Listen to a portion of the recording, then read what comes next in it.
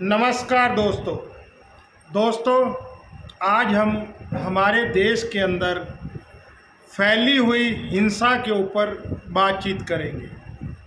और अगर आपको मेरी बातें सही लगें, अच्छी लगें, तो प्रार्थना है वीडियो को लाइक व शेयर करें, चैनल को सब्सक्राइब करें और बेल आइकन के बटन को दबाएं। दोस्तों, बात क्या है? सबसे पहले मैं इंट्रोडक्शन देता हूं अपनी। मैं आपका दोस्त भाई चंदन सिद्धू। नमस्कार दोस्तों, बात ये है, बीजेपी या मोदी सरकार सेना को लेकर कुछ नए कानून लेकर आई है, ठीक है। और तर्क दिया जा रहा है कि कई देशों की जो मतलब कि उनका फौज को जो मेंटेन करने का, व्यवस्थित करने की व्यवस्थाएं होती हैं, वो लगभग भारत के नए लाए कानून के जैसी होती हैं। लेकिन हो क्या रहा है, जो हमारे देश का युवा है वो भड़क गया है। और सबसे ज़्यादा नुकसान यहाँ बता रहा हूँ कि करीबन 700 करोड़ रुपए का नुकसान रेलवे का हुआ है। हिंसा फैली और पुलिस की गाड़ियां तोड़ दी गई हरियाणा में। बहुत सारे स्टेटों के अंदर बहुत ज़्यादा विवाद हुए। और मैं एक न्यूज़ एडिटर की तरह नहीं ये हो गया वो हो गया ऐसे नहीं, जो मैं मेन मुद्दा है उसके ऊपर बात करना चाह रहा हूँ, उसके ऊपर मैं पक्ष रखना चाह रहा हूँ। भाई, अगर सरकार के द्वारा ये जो नया कानून लाया गया है, ये जो नई व्यवस्थाएं लाई गई हैं, अगर ये सही है तो लोग विश्वास क्यों नहीं करते? ख़ास तौर पे उस गवर्नमेंट के ऊपर लोग विश्वास क्यों नहीं करते जो गवर्नमेंट, जैसे यूपी में है गवर्नमेंट चुनी हुई है, हरियाणा में गवर्नमेंट चुनी हुई है, हिमाचल के अंदर बीजेपी है, ठीक है, मध्य प्रदेश में बीजेपी है, बिहार में बीजेपी और जो है नीतीश कुमार की सरकार है। मतलब कि लगभग बीजेपी का ही राज्य है लगभग देश के अंदर। बीजेपी की सोच धारा और विचारधारा को लोग प्यार करते हैं, ख़ास तौर पे हिंदू वर्ग के लोग प्यार करते हैं। फिर ये हिंसा क्यों? हालांकि जैसे आंदोलन होता है वैसे ही मीडिया इस आंदोलन को दूसरे तरीके से जो है पेश कर रही है। जैसे दिखाया जा रहा है कि कई व्यक्तियों को तो पता ही नहीं है ये कानून क्या है, इसका महत्व क्या है, ये तो विपक्ष की चाल है। और ऐसे व्यक्तियों को तलाशा जा रहा है जो युवा वर्ग को भड़काने का प्रयास कर रहे हैं। अगर दोस्तों यहाँ पर एक बात मैं बताना चाहूँगा, अगर वोट बैंक की राजनीति नहीं है, अगर बीजेपी के जो कानून आते हैं या जो हमारे देश का माहौल है और देश की जनता पूर्णतः सरकार के अंदर विश्वास रखती है और विपक्ष जो है वो हिंसा करवाना चाहता है या मतलब कि जो गैर आंसर हैं, जो गलत आंसर हैं, वो विवाद करवाना चाहते हैं और वो लोगों को अंदर ही अंदर उकसा रहे हैं, ठीक है, तो सरकार कड़ा रुख क्यों नहीं अपनाती? क्योंकि यहाँ पर एक चीज़ मैं बताना चाहूँगा दोस्तों, जब किसानी मुद्दा था, जब किसान अपनी डिमांड्स को लेकर आंदोलन में बैठा था, उस समय भी मीडिया यही रोल निभाती थी, खालिस्तानी है, विपक्षी हैं, कांग्रेस ने फलाने ने उकसा दिया, बहुत अच्छे कानून है, बहुत अच्छी बात है, बहुत बढ़िया बात है। और आखिर के अंदर शब्दों की हेर फेर के साथ में आंदोलन को स्थगित कर दिया गया। एमएसपी के ऊपर आज तक कोई डिसीजन नहीं हुआ। ऐसे ही ये जो मुद्दा इस समय उठ रहा है, अग्निपथ या जो भी जो है अग्नि के नाम से जो भी ये उठ रहा है कि अग्निवीर, जो ये मुद्दा आ रहा है, ज़्यादा इसकी गहराई में मैं नहीं उतरना चाहूँगा, लेकिन मैं इतना बताना चाहता हूँ कि रोजगार की तलाश के अंदर जो हमारा युवा है, जिसको अपने परिवार का पेट पालने के लिए रोटी की ज़रूरत है और रोटी के लिए पैसों की ज़रूरत है, और वो ईमानदारी से नौकरी करके जो है रोटी कमाना चाह रहा है, वो व्यक्ति जो है वो अंदर से डरा हुआ है, सहमा हुआ है। उनको लग रहा है कि उनके पास में देश की सेवा करते हुए जो अपने परिवार को पालने का एक संसाधन था, जिसके तहत उन्होंने पिछले कुछ दिनों से परीक्षाएं दी, कुछ ट्रेनिंगें दी, कुछ इंटरव्यू वगैरह दिए, अगर ये कानून लागू हो गया तो वो उस नौकरी से भी वंचित हो जाएंगे।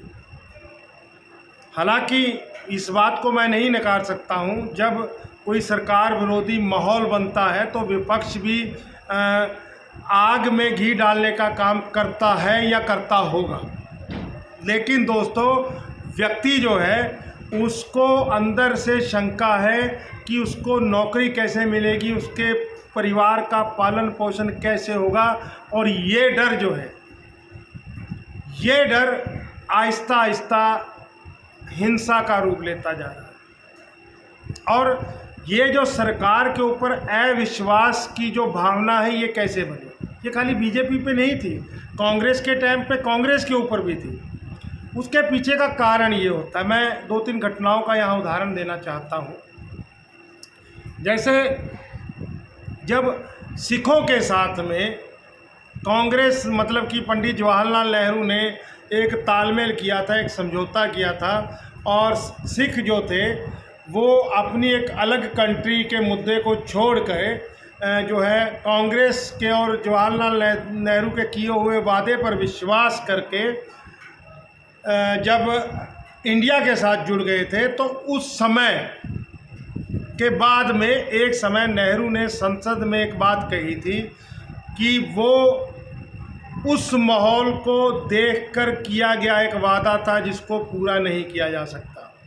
मतलब कि हिंदुस्तान या भारत की गवर्नमेंट के अंदर आम जनमानस, जो कि भारत का वोटर भी है, लोकतांत्रिक रूप से भारत के निर्माण के अंदर निर्माण करने वाला निर्माता भी है, उसका सरकार के ऊपर विश्वास नहीं है। ये बात सामने नज़र आ रही है। दोस्तों, मुद्दे आप कोई मर्जी लगा लीजिए। अभी लगा लीजिए कि बीजेपी ने जैसे जब आंदोलन स्थगित किया था, मोदी जी ने काफ़ी अच्छे शब्दों के बाद में किसानों को संतुष्ट करके उनकी घर वापसी करवा दी थी, आंदोलन स्थगित हो गया था। और आज क्या मिलता है? आज धान के ऊपर 100 रुपया बोनस मिलता है। अब उसके अंदर बीजेपी की समस्या क्या है? बीजेपी की समस्या उसके अंदर ये है कि बीजेपी ने जो मतलब कि बाहरी देशों के साथ में जो समझौता किया हुआ है, उसके ऊपर एक सीधी सी बात ये आती है कि भाई उस समझौते के तहत या उस समझौते की एक नीतियाँ इस तरीके की हैं कि जो विकसित देश है, जो पूर्ण रूप से कंट्रोल है जिनकी अच्छी आमदनी है, वो देशों ने विकासशील देशों को उन कानूनों के तहत ऐसा बांध दिया है कि विकासशील देश चाहकर भी तरक्की नहीं कर सकते और अपने लोगों की समस्याओं का समाधान नहीं कर सकते। इसके ऊपर कभी फिर वीडियो बनाएंगे, लेकिन मोटे मोटे शब्दों में मैं ये बात बता रहा हूँ। अब ये बात बताने से और ये जो अग्निवीर वाले मुद्दे में क्या होता है, इसी के ऊपर मैं लेके आ रहा हूँ दोस्तों। उसमें ये हो रहा है कि सरकार चाहकर भी अपने किए हुए लोगों से किए हुए वादों को पूरा नहीं कर पा रही है, जिसके कारण लोग अंदर से डरे हुए हैं, शंकित हैं। और क्या हो रहा है? अपना ही नुकसान हो रहा है। 700 करोड़ रुपए का रेलवे का नुकसान हुआ। ये रेलवे का पैसा किनका था? ये मेरे टैक्स का था, आपके टैक्स का था। समझ रहे हैं? ये उस व्यक्ति के टैक्स का भी था जिसने रेलवे की बोगी के अंदर आग लगाई। और ये जो अविश्वास की जो भावना है, इसको पैदा करने के पीछे हमारा ये जो खतरनाक वोटों को लेने का एक तंत्र, वोटों को लेने का तंत्र ही है। झूठे सच्चे वादे करो, आदमी का वोट लो, उसके बाद में उनके ऊपर ऐसे ऐसे कानून थोप दो, मेरा भारत महान के नाम पर ऐसे ऐसे कानून थोप दो, ठीक है, व्यक्ति उभर ही नहीं पाएगा।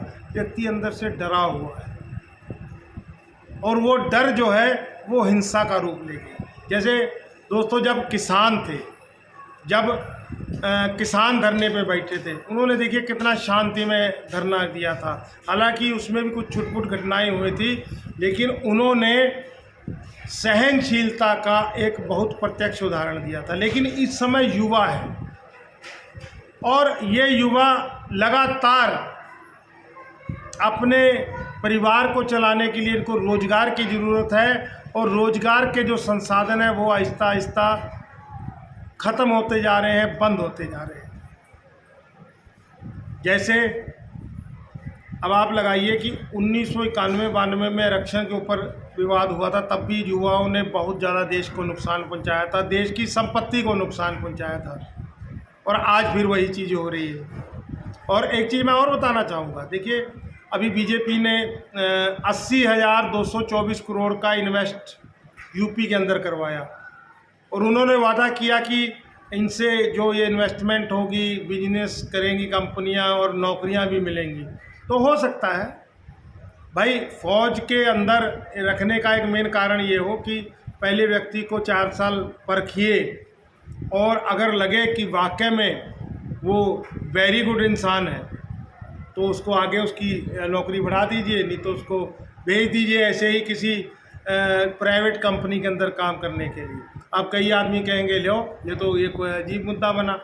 तो दोस्तों हिंदू राष्ट्र को बनाने के लिए सेना तो बीजेपी और आरएसएस की सोच की होनी चाहिए, तो ये भी एक नीति हो सकती है। सिर्फ हम लोग अंदाज़ा लगा सकते हैं, जो हम लोगों के मन के अंदर शंकाएं चल रही हैं, जो अंदर भ्रम चल रहा है, जो अंदर डर चल रहा है, जो अविश्वास की भावना चल रही है, उसके कारण हम लोग दोस्तों सिर्फ अंदाज़ा लगा सकते हैं। लेकिन दोस्तों ये सत्य है, मुद्दे कोई भी उठे, पिछले 10 साल से बीजेपी सेंटर के अंदर जो है वो जुटी हुई है और अगर 2-4 स्टेटों को छोड़ दिया जाए तो बीजेपी का पूर्ण भारत के ऊपर नियंत्रण और कंट्रोल है। लेकिन ये जो अविश्वास की भावना है, ये भावना को ख़त्म करना बहुत ज़्यादा ज़रूरी है, क्योंकि देश की संपत्ति का जो नुकसान हो रहा है वो नुकसान कल को हम लोगों को ही भरना पड़ेगा। नहीं तो हमारा देश जैसे पहले बिकता जा रहा है, आहिस्ता आहिस्ता आहिस्ता उन कंपनियों के बिल्कुल ये चंगुल में आ जाएगा। हालांकि देश के अंदर व्यापार को करने के लिए कारपोरेट जगत का होना भी बहुत ज़रूरी है, कारपोरेट घरानों का होना भी बहुत ज़रूरी है, लेकिन एक लिमिट तक और एक सीमित दायरे तक। तो दोस्तों हालांकि मैं जितनी मेरी समझ थी उसके हिसाब से आपके सामने मैंने अपनी बात रखी है। अच्छी लगे शेयर कर दीजिएगा, लाइक कर दीजिएगा, कमेंट कर दीजिएगा, और अच्छी ना लगे तो भी दोस्तों कमेंट ज़रूर करिएगा, ताकि हम लोग भी कुछ नया करें, कुछ और जो है अपने देश के युवाओं को, अपने देश की जनता को जो है जागृत करने का काम करें। क्योंकि हम लोग, हमारे नेताओं ने और हमारे धर्म के ठेकेदारों ने इस समाज को जाति के नाम पे चाहे दोस्तों बांट दिया है, लेकिन ये देश सभी का है और हम लोगों को सभी को देश की तरक्की के लिए कार्य करना है। अगर कोई चीज़ गलत है तो वहाँ पर जो हमारा संवैधानिक हक है, लोकतांत्रिक हक है, एक सहनशील और सभ्य व्यक्ति की तरह अपनी रोष को दर्ज कराना है, ना कि हिंसा करनी है, ना कि अपने ही राष्ट्र की प्रॉपर्टी का नुकसान करना है। ठीक है। और दूसरी बात रही, अभी मैं एक बात और कहना चाहूँगा। देखा गया है अभी ये लॉरेंस बिश्नोई का मुद्दा चल रहा है भारत के अंदर बहुत हाई फाई, और बताया गया कि लॉरेंस बिश्नोई भगत सिंह का बहुत बड़ा फैन है। भगवंत मान के पीछे भीमराव अंबेडकर साहब की और भगत सिंह जी की फ़ोटो लगी हुई है। मेरे को एक पुरानी घटना याद आ गई। हालांकि उस घटना के अंदर मेरा भाई था, मैं नहीं था। आज भी मेरे घर में किसी कोने में वो फ़ोटो लगी होगी। पुराने से टाइप की भगत सिंह की फ़ोटो है और मेरा भाई उसको उठा के ले आया। तो मैंने पूछा, मैंने कहा ये फ़ोटो कहाँ से ले आया भाई, तेरे को आज ये फ़ोटो लाने की कैसे सूझी? तो बता रहा था कि कुछ राजनीतिक पार्टियां भगत सिंह के जन्मदिन को मना रही थी और भगत सिंह का जन्मदिन मनाने के बाद में वहाँ पे उनको फूल मालाएं पहनाई गई और लड्डू वगैरह बांटे गए, भाषण वगैरह दिया गया और आखिर के अंदर सभी व्यक्ति चले गए और दरिया वरिया भी ले गए, टेंट वेंट खोल के ले गए। पीछे कौन रह गए? खाली भगत सिंह रह गए और उनके ऊपर पड़ी हुई कुछ मालाएं रह गई। तो वो उस समय पूरी युवा कंडीशन में था, तो इमोशनल था वो भी। उन्होंने कहा भाई जिसके लिए सब हो रहा था वो वहाँ रह गया, तो हमने कहा चलो भाई तुमको कोई लेके नहीं गया तो मैं तुमको अपने घर ले जाता हूँ। आज भी दोस्तों वो फ़ोटो मेरे घर में पड़ी है। तो कहने का मतलब है ऊंची ऊंची बातें हमारे देश के लोग, हमारे समाज के ठेकेदार, हमारे नेता बहुत करते हैं, लेकिन सत्यता ये है कि राजनीतिक पार्टियां और हमारे देश के नागरिकों का आपसी तालमेल आहिस्ता आहिस्ता ख़त्म होता जा रहा है, क्योंकि इनकी जो नीतियां हैं ये आम व्यक्ति की समझ से परे है।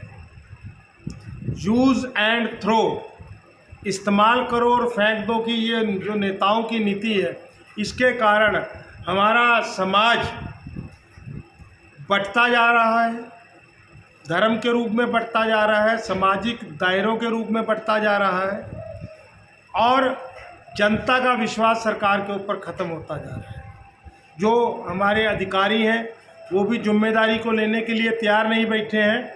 वो भी ये बात सोच रहे हैं कि अगर हम कुछ अच्छा कर देंगे कहीं ऐसा ना हो कि उसका कोई नुकसान हो जाए, खीर के अंदर गाज हमारे ऊपर गिर जाए।